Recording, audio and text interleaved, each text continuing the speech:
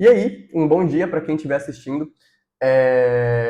Esse é o segundo vídeo do canal, então se você estiver vendo ele como o primeiro, ele é a continuação do primeiro vídeo que eu postei, né, que fala sobre a contextualização histórica do existencialismo, desde os pré-socráticos até os sofistas ali, né? Então, esse vídeo é uma continuação direta daquele. Seria interessante assistir o vídeo passado, porque vocês iam entender melhor onde que eu quero chegar com essa recapitulação histórica do existencialismo. Mas eu entendo que o primeiro vídeo, ele tá com um áudio horrível, né? Eu gravei ele só pelo celular, então eu imagino que seja quase uma tortura física alguém assistir aquilo ali completo, né? Inclusive, se você assistir, saiba que você é um guerreiro e eu te admiro muito. E como a intenção não é torturar vocês com esses vídeos, eu acabei comprando um microfone de lapela para ver se melhora um pouco, diminui o ruído, os ecos que dão aí nos vídeos, né? Então já tivemos evolução do primeiro vídeo para esse. E aqui eu vou continuar falando um pouquinho sobre quais foram esses movimentos históricos que tiveram uma influência para o existencialismo nascer no futuro. No último vídeo eu terminei falando dos sofistas, né? Os sofistas eles ainda estão muito próximos ali dos gregos.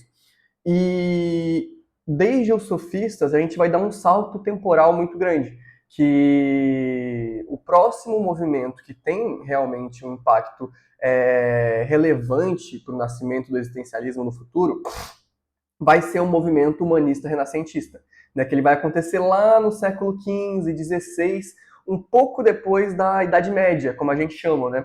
Porque o que rola? Na Idade Média, todo o conhecimento, toda a produção de conhecimento, ela girava em torno de Deus, girava em torno da ideia do divino, né? As chamadas filosofias escolásticas, né? Que investigavam e priorizavam as reflexões sobre a ideia do Criador, do divino. E o humanismo renascentista, ele se torna muito influente porque ele recupera a importância do homem, né? Ele resgata o papel do homem. Ele vem nesse momento em que é um movimento contrário a essas filosofias religiosas que estavam surgindo ali no momento, e por conta disso, ele acaba rejeitando um pouco dessa ideia de uma autoridade superior, né? Então, ele tira esse ser divino do centro das reflexões e traz o ser humano, né? Ele coloca o ser humano no centro de todas as reflexões. É, e o humanismo ele tem uma visão muito positiva do ser humano, né? Porque ele entende o ser humano como o principal agente transformador, não só do mundo, porque o ser humano ele molda o mundo, a gente constrói, sei lá, represas, casas, a gente consegue ter esse impacto material no mundo de transformação da natureza mesmo, mas ele vai entender que o ser humano ele também molda a si mesmo, né? Então ele é um criador de si e da natureza que está sempre buscando meios no mundo ali para realizar as coisas que ele almeja e para continuar se desenvolvendo. Então, o movimento humanista surge nesse momento muito importante em que o clero, a igreja, está perdendo um pouco do poder desse local ali e resgata o valor do ser humano, né? Traz ele como uma prioridade. Inclusive as artes, né? Tanto os quadros como as esculturas, nesse período, elas começaram a ser muito mais focadas no ser humano, né? Então, antes era muito mais aquelas coisas de quadros de anjos, né? Representações de divindades, de santos, e a própria arte acompanha esse movimento de resgatar o valor do homem, né? E é nesse momento que começam a surgir retratos de pessoas na arte. Antes disso, era algo extremamente raro, só para pessoas de extrema nobreza ali, né? Então, o ser humano ele tem esse valor resgatado e isso também é percebido na arte. E avançando um pouquinho mais no tempo, ali já no século XVII, o século XVII tem nenhum movimento em específico que aconteceu, mas o século XVII ele é um período marcado por muito otimismo em relação à razão e à ciência. Né? Foi quando começou a se desenvolver as primeiras revoluções científicas.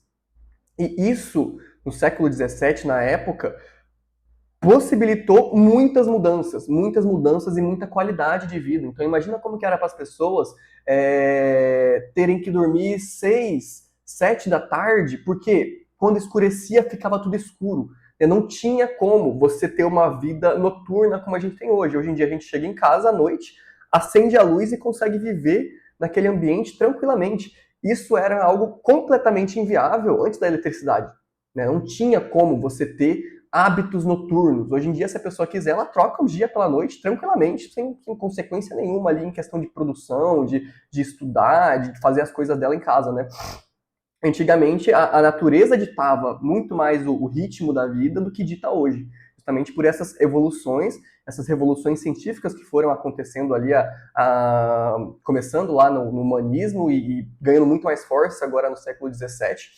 Então, perceba que, nesse momento da história, a humanidade como um todo, ali, principalmente essa parte mais ocidental que a gente fala, ela desenvolveu um otimismo, e mais que um otimismo, uma crença muito grande no progresso pela ciência, pela razão.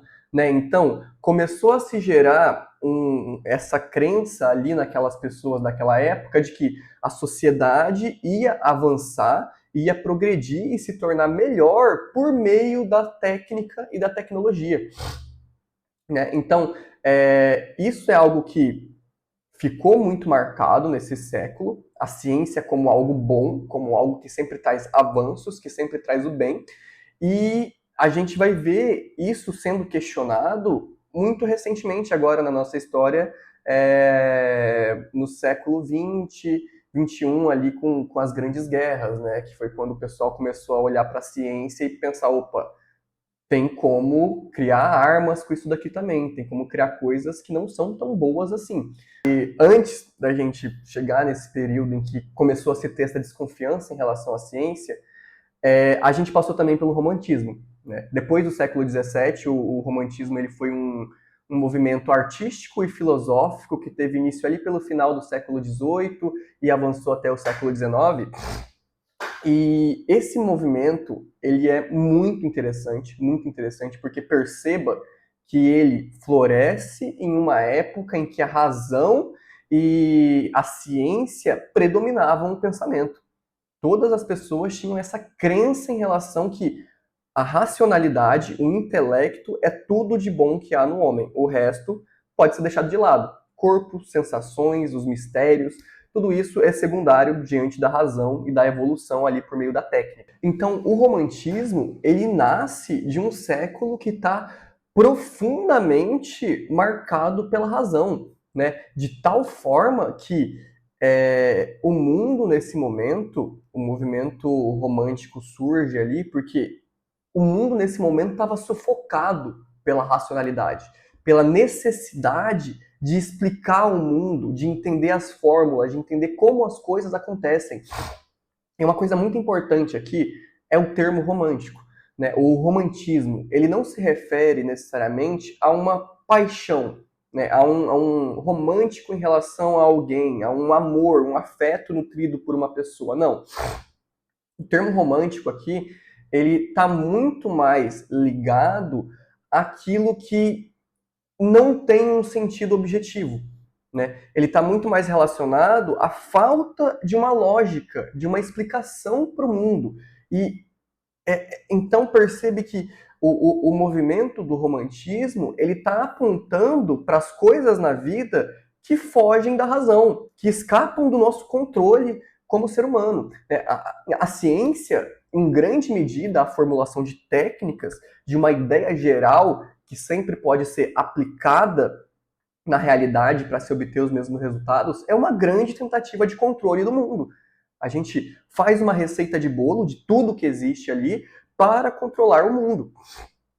E o romantismo, ele resgata justamente os elementos da vida que fogem desse controle, que não tem explicações, que não pode ser sequer falado, né? Então, o romântico, ele está muito mais preocupado com essa valorização daquilo que é vago, dos sentimentos que são misteriosos, das emoções que não cabem em palavras, em explicações, né? A figura do trágico, as coisas aí inacabadas, tem um termo, que eu não vou lembrar de qual língua que é o inner bloom, né? Que representa exatamente esse sentimento de aquilo que poderia ter sido algo incrível, mas acabou nunca sendo nada.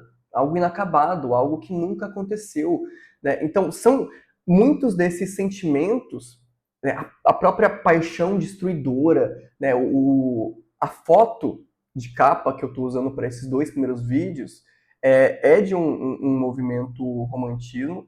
Eu não vou lembrar exatamente o nome do quadro agora, mas ele tenta expressar justamente esse espírito indomável do ser humano. É o homem diante da colina, diante de todos os horizontes de eventos que ele tem ali na vida dele. Então, perceba que o movimento do romantismo, ele coloca um pouco de lado esse mundo objetivo que pode ser medido, que pode ser classificado, porque ele entende que as medições, as explicações não dão conta da profundidade da alma humana. Não é possível explicar aquilo que se passa dentro da gente. Tem coisas na vida que só você viveu e só você vai sentir como é ter passado por aquela situação. E por mais que você se esforce para comunicar isso para alguém, a pessoa nunca vai saber o que é ter estado no seu lugar, o que é ter passado por aquilo. E esse trágico, essa solidão da vida também faz parte do romântico, da arte. Então, o Nietzsche ele tinha uma frase muito interessante que é: a arte exista para que a verdade não nos destrua, né? E isso tem muito a ver com esse movimento do romantismo, no sentido que o mundo racional, por si só, o mundo é indiferente, né? As pessoas morrem e o sol vai continuar nascendo amanhã. Né? O mundo não se importa com o que acontece com ninguém. Ele vai continuar existindo, ele vai continuar aí e as coisas vão continuar acontecendo do jeito que sempre aconteceram. Então, o mundo nutre por nós uma profunda indiferença.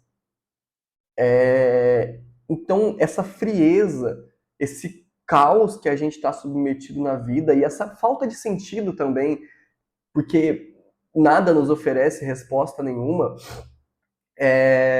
tudo isso nos destruiria se a gente ficasse só na razão, só na tentativa de encontrar um sentido, encontrar uma causa. O ser humano seria esmagado por esse peso da indiferença do mundo. E é por isso que a arte existe. Ela existe para suavizar esses momentos, suavizar a frieza do mundo. Né?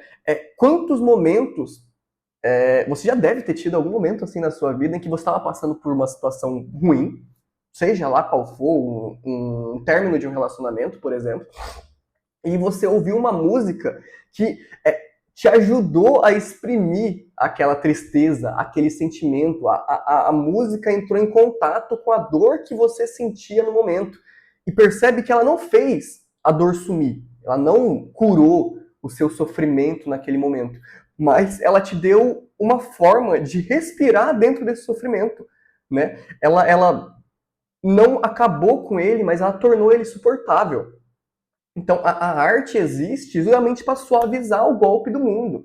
Né? Esses momentos de encanto, de beleza, em que a gente entra em contato de novo com essas coisas que não podem ser explicadas, que só podem ser sentidas. Né? Então, o movimento romântico ele surge de uma necessidade dos seres humanos dessa época de entenderem essa condição fria do mundo e lidar com ela de uma forma mais saudável, vamos dizer assim, mais suportável. Então, Basicamente, o movimento romântico surge como essa contraponto de uma sociedade que estava sendo extremamente engessada pela razão e pela ciência. E daqui a gente vai chegar no século XIX. Né? No século XIX começa a acontecer umas coisas um pouco diferentes. Percebe que lá no século XVII, muito otimismo em relação à ciência, o bem e a evolução da humanidade está na razão e na ciência. Século XVIII, final do século XVIII ali e XIX, temos o romantismo que surge em contraposição a isso, mostrando que, opa, o mundo não é só razão, também existem afetos, existem os sentimentos e coisas que são muito vagas para serem explicadas. E no século XIX, toda essa transformação culmina em uma sociedade que entra em crise. Né? Acontece a crise da razão. E essa crise, ela vem junto com as pessoas ali que começam a questionar se a razão realmente é o único meio para alcançar a verdade, para alcançar uma vida boa. Né? O ser humano, no século XIX, ele começa a perceber que a experiência humana no mundo é muito mais complexa e afetiva do que de fato racional. Então a sociedade nesse tempo começa a atravessar essa crise da razão e da subjetividade, e essa vida que antes era pautada por essas certezas e razões começa a ser vista como muito mais incerta e emotiva. E percebe que essa crise da razão começa a chegar no momento em que o século XX se aproxima. Né? E a gente sabe que o século XX é um século que foi marcado por todo tipo de catástrofe, né? Guerras, revoluções, genocídios, crises econômicas e todo tipo de destruição e sofrimento humano em larga escala. Né?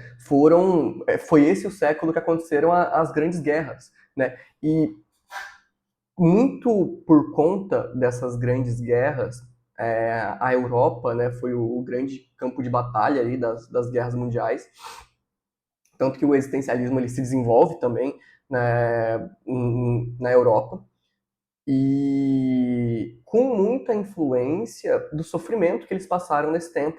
Né?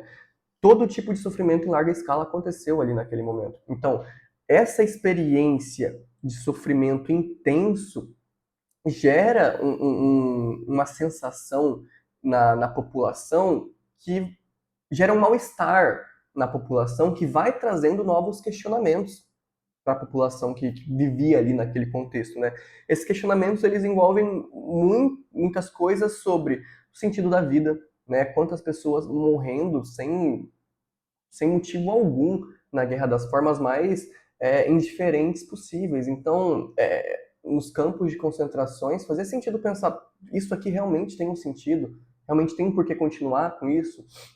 Então, reflexões sobre o sentido da vida, sobre o sofrimento emocional, né? Quantos, até as próprias pessoas que lutaram na guerra voltam muito traumatizadas por estarem ali em um contexto em que a agressividade e a selvageria é o que predomina. Né? Então, essas dores de existir, né? Esses traumas que as pessoas carregam, a própria questão da solidão, de passar por muitas coisas que só você vai saber como é que foi, de não ter uma certeza, de não ter um amparo na hora de tomar suas decisões. Né? Isso e essas próprias angústias que vêm da relação que a gente, como humano, estabelece com o mundo. Né? Porque, em grande medida, estar no mundo traz algum desconforto, traz angústias. É o tempo todo tendo que escolher o que eu vou querer ser no futuro, o que eu vou querer fazer de mim, o que eu vou fazer da minha vida. E qual o sentido de estar fazendo isso com a minha vida? Por que eu estou continuando? Né? Então, percebe que essas reflexões, elas têm um início a partir de um estado de sofrimento muito intenso, de uma população em larga escala ali. Né? E é nesse momento das grandes guerras que aquela crença, aquela visão positiva que vinha sendo construída desde o século XVII acerca da ciência, do avanço pela razão, se quebra, né? Esse sonho da criação de um mundo melhor através da ciência nunca foi concretizado, porque a mesma ciência que criou medicamentos é a ciência que criou bombas, né? Então, isso gera um questionamento sobre a ciência, né? A população desacredita, não tem mais essa crença de que a humanidade, a ciência e a razão sempre vai ser boa para a humanidade e vai resolver todos os problemas da humanidade. Isso se quebra, se perde, e essa descrença da ciência como algo inerente bom começa a surgir, né? Então, por essa desconfiança gerada ali, por esse entendimento de que a ciência também é uma ferramenta, e tal como um carro, ela pode ser usada para facilitar a minha vida ou para tirar a vida de outra pessoa, né? Então, ferramentas. Quem usa as ferramentas são os seres humanos. E, como é a gente pode fazer um uso bom ou mal de qualquer ferramenta, né? Então, a ciência perde esse título de algo inerentemente bom, algo que sempre vai trazer algo bom e volta a ser vista como uma ferramenta. E a responsabilidade cai de novo nas mãos daqueles que estão usando essas ferramentas, né? Ou seja, e isso vai chegar na filosofia contemporânea, porque a filosofia contemporânea entende esse movimento de que uma verdade absoluta, a crença em algo inerentemente bom, seja a razão, seja a parte religiosa, seja um partido político, né? A crença em uma verdade absoluta de forma geral, ela pode e muito provavelmente vai ser usada para exercer poder, para conquistar, para dominar outras pessoas, né? Então, a filosofia contemporânea ela tem essa desconfiança em verdades absolutas, em formas de pensamento e perspectiva que tentam se colocar como a única possível, a única verdade, porque ela vai entender justamente que as verdades são múltiplas, tal como diziam os sofistas, né? O homem é a medida de cada coisa. A verdade para um pode não ser a para outro. O que é bom para mim pode não ser para você. Então, surge essa visão muito mais subjetiva do ser humano, tanto que hoje em dia, na nossa sociedade, a individualidade, né, a sua vontade, o seu querer, tem um peso muito maior do que teve em toda a história da humanidade, né?